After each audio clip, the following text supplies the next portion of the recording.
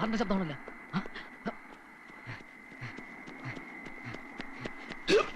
ഇവിടെ നിൽക്കായിരുന്ന ഞാനിത് എവിടെ ഇറക്കി കുഴപ്പമായി, ആകെ കുഴപ്പമായി. എന്താണ്? നാട്ടിലുള്ള അമ്മാവനും അമ്മയും വന്നിട്ടുണ്ട്. അവർക്ക് കാശിക്ക് പോയെന്നാണല്ലോ അമ്മ എഴുതിയിരുന്നത്. തീർത്ഥയാത്രയൊക്കെ കഴിഞ്ഞുള്ള മടക്കത്തിലാണ് ഇങ്ങോട്ട് വന്നത്. അമ്മ കൊടുത്ത കൊണ്ടാട്ട അച്ചാറൊക്കെ കൊണ്ടുവന്നിട്ടുണ്ട്. ആരാണ് ഒന്നിന് പുറകെ വേറൊന്ന് ഒഴിയാബാധ പോലെ. എന്ത്? അവരവിടെ കണ്ടോടാ. കണ്ട്. എന്നിട്ട് എന്നോട് ഇവിടെ ആരാടാന്നൊക്കെ എന്ന് നീ പറഞ്ഞു. ഞാൻ പറഞ്ഞ പേര് മഹാലക്ഷ്മിയാണ്. സാറിന്റെ ഭാര്യയല്ല, ആരുമല്ല. ഒരു ആപത്ത് വിട്ടപ്പോൾ രക്ഷപ്പെടുത്തിക്കൊണ്ടാന്ന് പറഞ്ഞു. അങ്ങനെ പറഞ്ഞ കുഴപ്പമുണ്ടോ? കുഴപ്പമുണ്ടെങ്കിൽ മാറ്റി പറയാം. പക്ഷെ ഞാൻ പറഞ്ഞൊന്നും അവർക്ക് വിശ്വാസമായിട്ടില്ല കേട്ടാ. എങ്ങനെ വിശ്വസിക്കും? സ്ത്രീകൾ ആപത്തുപ്പെടുമ്പോ രക്ഷിക്കാൻ നീ ആര്? ഭഗവാൻ ശ്രീകൃഷ്ണനാ? അല്പം കൂടി വിശ്വസിക്കാവുന്ന തരത്തിലുള്ള കഥ ഉണ്ടാക്കാമായിരുന്നില്ലേ നിനക്ക്? 10-30 കൊല്ലായി ഞാൻ കുട്ടികളെ പഠിപ്പിക്കാൻ തുടങ്ങിയിട്ട്. എന്നെ അങ്ങനെ വേറൊരു മണ്ടനാക്കല്ലേ മോനെ. നാത്തു മോനെ കല്യാണം കഴിക്കാൻ പറഞ്ഞ് നിർബന്ധിക്കുമ്പോ വിമാനം പറക്കട്ടെ, മേടം വരട്ടെ, ചിങ്ങം കഴിട്ടെ എന്നൊക്കെ പറഞ്ഞ് ഇവൻ ഒഴിഞ്ഞു മാറിയത് എന്തിനാണെന്നേ ഇപ്പൊ അമ്മാവന് മനസ്സിലായ? എത്ര പ്രാവശ്യം ഞാനും അവള് ഇവനോട് ചോദിച്ചതാ മനസ്സിലാരെങ്കിലും ഉണ്ടോന്ന്. അന്നൊക്കെ അമ്മ നിശ്ചയിക്കുന്ന പെണ്ണിനെ മാത്രമേ കല്യാണം കഴിക്കൂന്നായിരുന്നല്ലോ പറഞ്ഞത്. എന്നിട്ടിപ്പൊ എന്തായി? ഇങ്ങനെയൊന്നും മനസ്സിലുള്ള കാര്യം നമ്മളോട് പറഞ്ഞാ പോരായിരുന്നോ? ഞാൻ പറഞ്ഞ് സമ്മർപ്പിക്കില്ലേ നാത്തുവിനെ കൊണ്ട്? അമ്മാവനും അമ്മായി എന്ത് മനസ്സിലാക്കിയിട്ടായി പറഞ്ഞു കൂട്ടുന്നത്? ഈ പെണ്ണിനെ പറ്റി ഞാൻ പറഞ്ഞത് മുഴുവൻ സത്യ. വിശ്വാസമല്ലേ? അവളോട് ചോദിച്ചു നോക്ക്. നീ ഒന്നും പറയണ്ട, വെറുതെ കള്ളം പറഞ്ഞിട്ട് എന്തിനാ പാപം വലിച്ചു കൂട്ടുന്നത്? ജീരക വെള്ളം ഞാൻ അങ്ങോട്ട് കൊടുക്ക, നിന്ന് വയർക്കുന്നുണ്ടില്ലേ വെള്ളം. ഞാൻ എന്ത് ചെയ്ത്? ഇതാപ്പ നന്നായത്. അങ്ങാടി തോറ്റേനെ അമ്മോടൊന്ന് പറഞ്ഞ കണക്ക്. ആ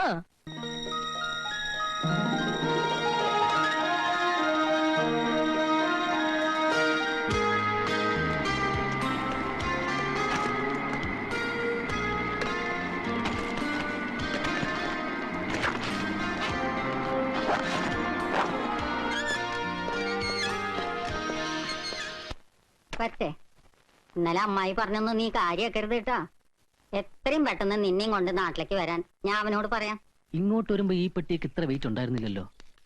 അങ്ങനെ വിചാരിക്കാൻ പാടില്ല, അമ്മാവനാണ്.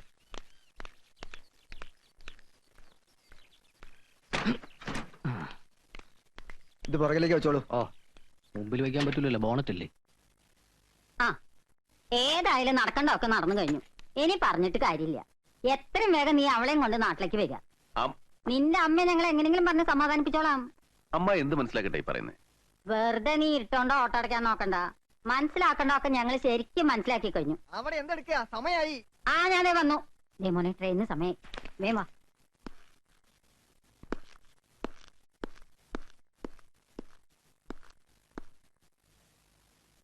അമ്മായി പറഞ്ഞിട്ട് പോയി കേട്ടില്ലേ? മനസ്സിലാക്കേണ്ടതൊക്കെ അവർ മനസ്സിലാക്കി കഴിഞ്ഞു. ഇതുവരെ ഇവിടെ അറിയുള്ളൂ, ഇനിയിപ്പോ നാട്ടിലും. തൃപ്തിയായില്ല നിനക്ക്? പലവട്ടം വിവാഹം കഴിക്കാൻ അമ്മ നിർബന്ധിച്ചിട്ട് ഒഴിഞ്ഞു മാറിയതാ ഞാൻ. എയർഫോഴ്സും റിസർച്ചും മാത്രമായിരുന്നു മനസ്സിലാകെ.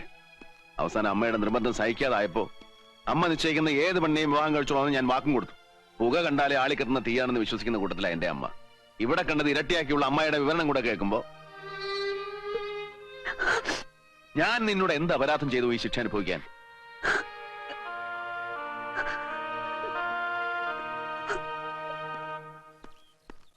ആ, സാറ് വരുന്നു.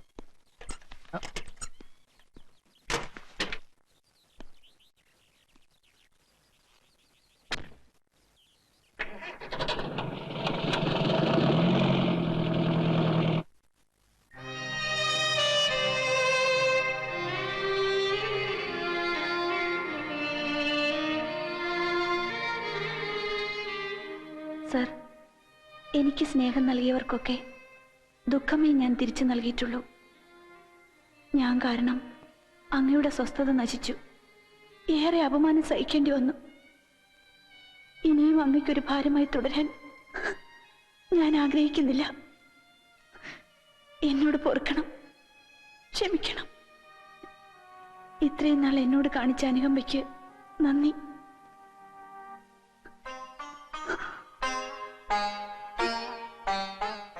ഞാൻ വിട പറയുന്നു.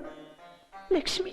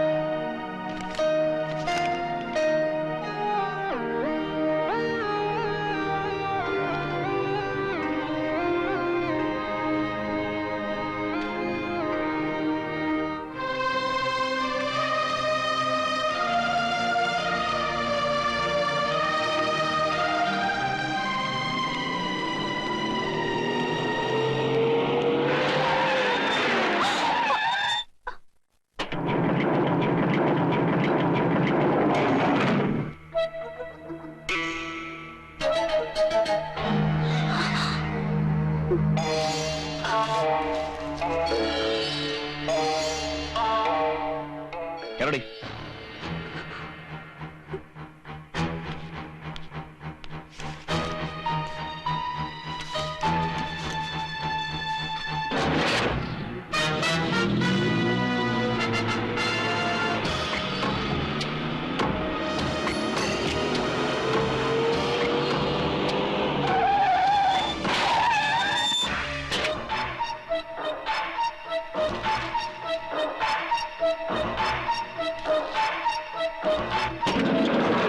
ഇറങ്ങടി.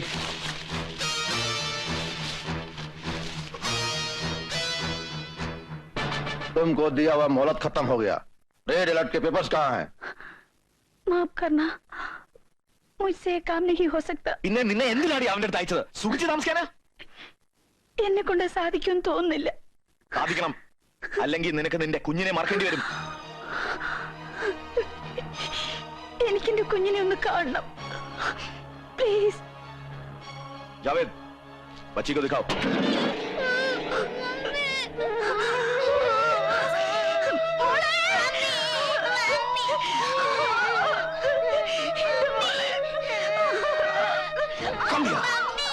നിനക്ക് 10 ദിവസം കൂടി സമയം തരുന്നു. അതിനുള്ളിൽ നിന്നെ ഏൽപ്പിച്ച ജോലി നീ തീർത്തില്ലെങ്കിൽ എന്നേക്കുമായി കുഞ്ഞിനെ മറന്നോ. അയാളോടൊപ്പം നിന്ന് ഞങ്ങളെ ഒറ്റുകൊടുക്കാമെന്ന് ചിന്തിച്ചാൽ പോലും നിന്റെ കുഞ്ഞിനെ നീ പിന്നെ കണി കാണില്ലെന്ന് ഓർപ്പിച്ചോ.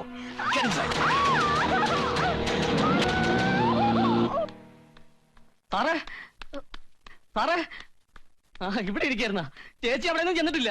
അതുകൊണ്ട് ഭയങ്കരമായിട്ടല്ലേ വഴക്ക് പറഞ്ഞത്. അതിന്റെ വിഷമം കാണും. എന്റെ ദൈവം ഇനി വല്ല കടുങ്ങയും കാണിക്കുന്ന എന്റെ പേടി.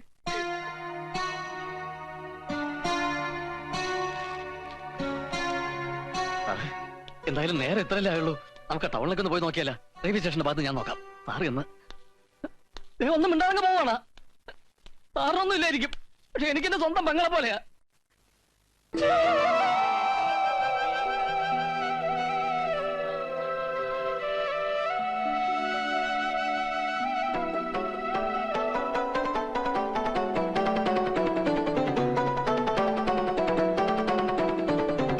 ലക്ഷ്മി, നീ എന്തായി കാണിച്ചത്? ഊരും ഭാഷയൊന്നും അറിയാത്ത നീ ഇവിടെ എന്ത് ചെയ്യാൻ? എല്ലാരും കൂടെ ഒരു മനുഷ്യനിട്ട് വട്ടുപിടിപ്പിച്ച ഞാൻ എന്ത് ചെയ്യും? അപ്പോഴത്തെ ദേഷ്യത്തിന് ഞാനതിന് പറഞ്ഞെന്ന് വെച്ച് വീട്ടിൽ നിന്ന് ആരും വരാത്തതിൽ ദുഃഖമൊന്നും വേണ്ട. വരുന്നില്ലെങ്കിൽ വേണ്ട. നമുക്ക് പോവാം.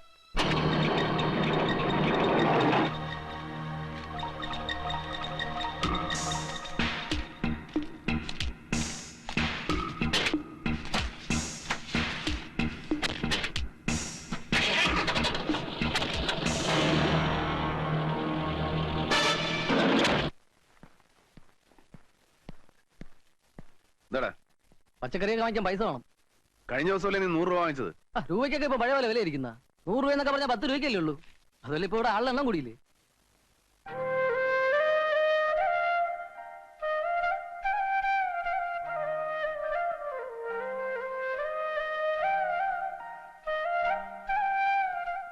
ഇതിലിത്ര ആലോചിക്കാൻ തിരിക്കുന്നത്. കാശെടുത്താറേ 200.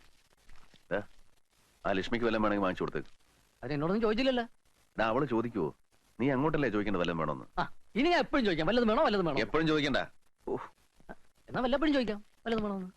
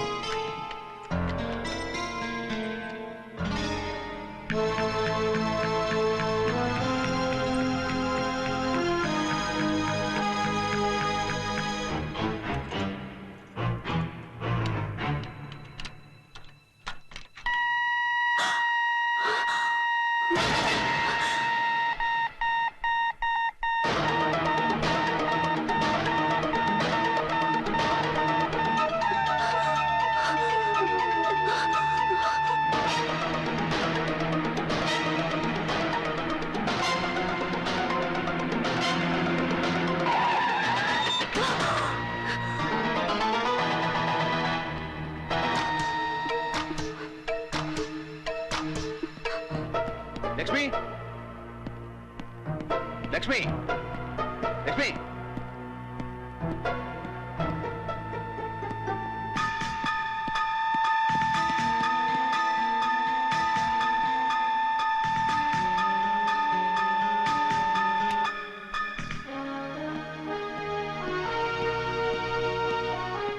ലക്ഷ്മി എന്തോ